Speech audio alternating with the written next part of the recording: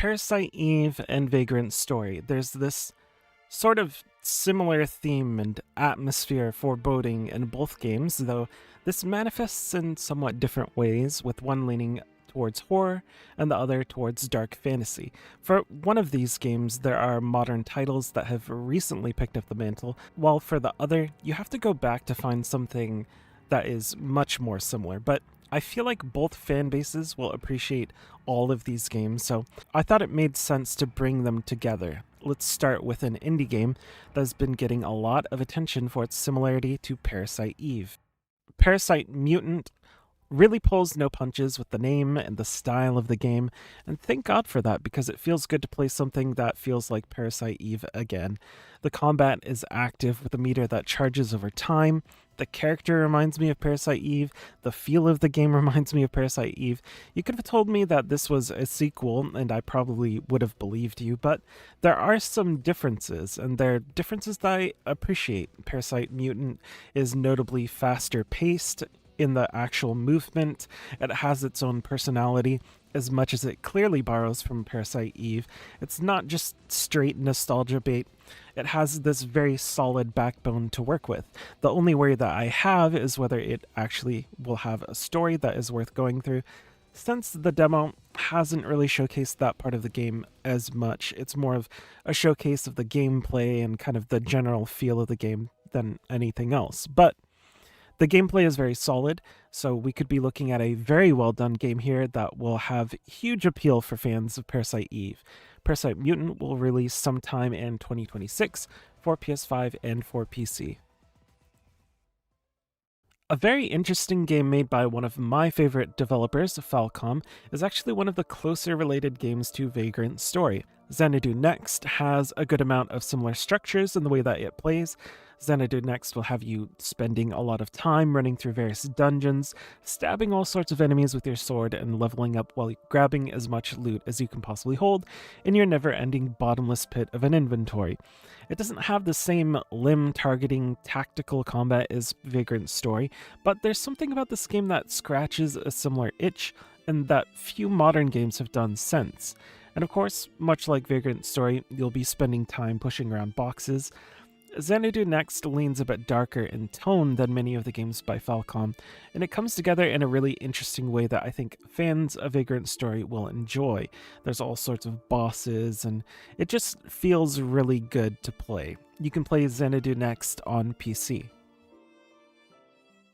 Wicked Seed might sound like some sort of crazy porn game, but it's actually a game that has elements of both Parasite Eve and maybe even a little bit of Resident Evil, and this game is actually surprisingly good in the way that it plays and what it offers for less than half the price of your modern AAA game. It isn't just a survival horror game either. As much as it might look like that's all it is, it has you gaining experience, leveling up, creating your own builds to fend off all the crazy monsters that want to eat your face. But don't be mistaken, this is an indie studio's first game, so there are levels of jank and lack of polish to be found, but there's also a genuinely fun game here that shows potential for their future. So, if you're looking for the Parasite Eve style mix of survival horror and RPG, this might be a good way to get your fix. You can play Wicked Seed on PC. Now, for this one, I'm going to have you hold onto your seats and try to stay with me. Breath of Fire Dragon Quarter is surprisingly similar to Vagrant's story. I know it feels a little bit like blasphemy because this really isn't anything like a Breath of Fire game, let's be honest, but if you completely remove that idea from your head and look at it for what it is, there are things in the setting, the combat, and the tone that will appeal to fans of Vagrant's story, especially once you start getting into the moment-to-moment gameplay. Dragon Quarter takes place in a lot of these darker, almost claustrophobic places. The combat is tactical, and you have to be very careful because making hasty decisions can actually ruin your playthrough. For more about that, look into D-Ratio. It's tied into progression in the game, and it's a pretty complicated system, at least for my brain, so I'm not going to go too far into it here. Regardless, if you like Vagrant's story and Parasite Eve, I would say give Breath of Fire Dragon Quarter a chance. It's this weird little unique game that maybe doesn't get enough credit. You can play Breath of Fire Dragon Quarter on the PS2. 45 Parabellum Bloodhound is an interesting one because it pulls from a little bit of column A and a little bit from column B, while being entirely its own thing. It has a cyberpunk setting with retro-style graphics that definitely bring up memories of games in the Parasite Eve and Vagrant story era, and it also has showcased scenes that definitely remind me of Vagrant story itself. It also has this trademark half-sphere targeting system that both of these games have in order to know the range of your weapon, and the ATB-style load bar.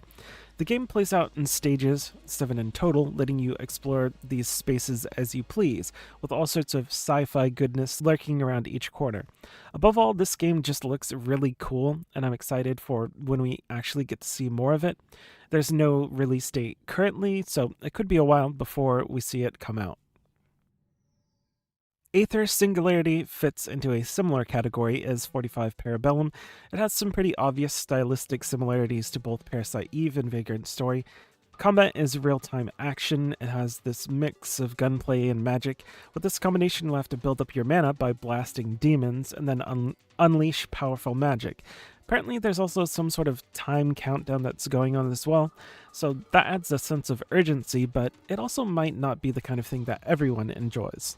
This is more of a niche indie game, but one that I think could possibly appeal to fans of Parasite Eve, so go ahead and check it out. It could be out anytime, there's really no release date, and it is on PC. And for the last game, we're going off the deep end, and by that I mean jumping out of the indie space directly into the mainstream with Final Fantasy XII. I figured that this game at least deserves a mention at the end of the list because it really does have a similar feeling and some similar ideas to Vagrant story, which of course makes sense considering quite a few of the lead developers worked on both games. Final Fantasy XII has this interesting real-time ATB system that pulled the ideas from Square games of the past, like Parasite Eve and Vagrant story, to create something new.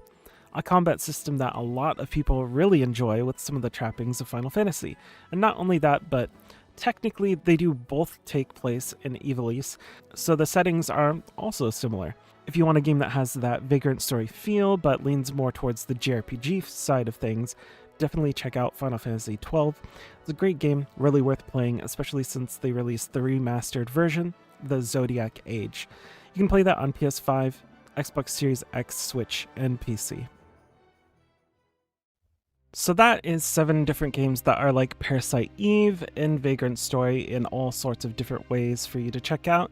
If you have any games that you think are similar to either of those, make sure to put it in the comments so other people can find cool games, because that's really what this is all about. For more game suggestions and videos about RPGs of all kinds, make sure to subscribe. Thanks for watching.